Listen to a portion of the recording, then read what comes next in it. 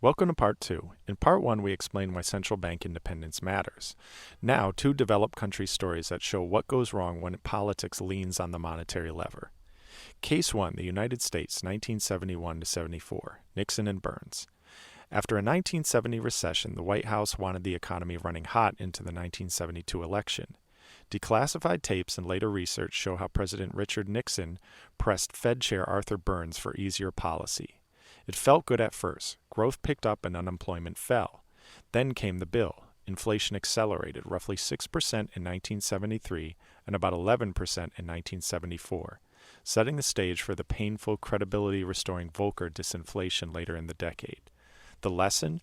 Short-term political gains can morph into long-term inflation and a much costlier cleanup. Case 2, the United Kingdom, 1987 to 92, the Lawson boom and its aftermath. In the late 1980s, the UK still lacked an independent rate-setting central bank. Chancellor Nigel Lawson informally shadowed the Deutsche Mark, aiming to hold sterling near 3 Deutsche Mark per pound, while fiscal policy and a liberalized credit market stoked demand. The result was a powerful housing and consumption boom, followed by resurgent inflation that pushed towards double digits by 1990.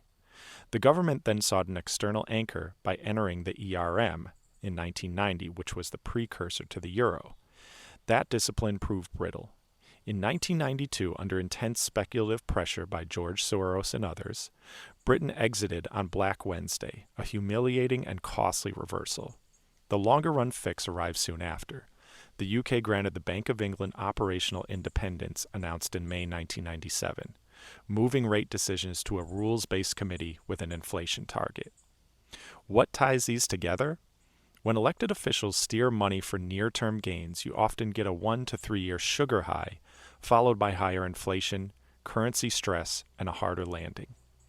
Restoring credibility typically requires tougher policy or structural reform that could have been avoided. Independence doesn't guarantee perfection, but it raises the odds that policy leans against the wind when it should, rather than when it's convenient. If you missed it, watch Part 1 for the principle and framework. Then use this episode as the playbook of how independence can be compromised and why the guardrails matter.